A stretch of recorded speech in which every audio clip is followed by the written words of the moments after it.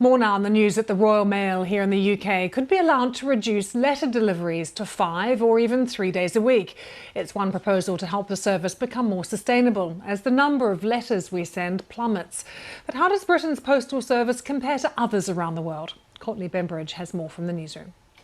Royal Mail is legally obliged to deliver letters 6 days a week, but for years it's been asking to scrap its Saturday service. Now that's something the government doesn't support, but Britain is already somewhat of an outlier compared to European nations which have already significantly reduced their offerings.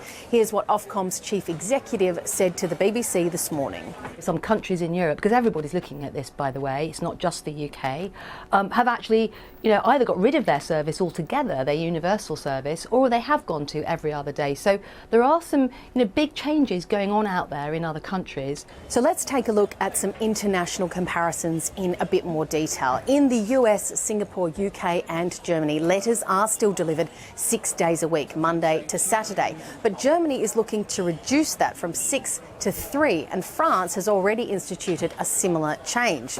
In Norway and Finland, letters arrive on alternating days, while in Denmark it can take up to 5 days for a letter to arrive. That's after a move away from paper to more eco-friendly delivery methods.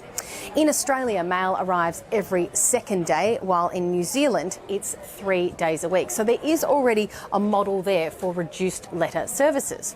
Now, another part of this is the cost, and the regulator here in the UK has said that if deliveries don't change, the price of a stamp will need to increase. So let's take a look at that in a bit more detail. The prices are in US dollars, so let's start in the US, where if you want to send a letter to arrive the next day, it will cost you 68 cents. Compare that to first class delivery here in the UK, which will cost the equivalent of $1.60. In Germany, it's just 93 cents, while in Singapore, it's 38 cents, and that's after a recent increase. But spare a thought for Australians. If they want to send a letter to arrive the next day, it will cost $5.65. Now, of course, there are a lot of factors that influence this, including geography, the big one, but also the way that a population uses its postal service.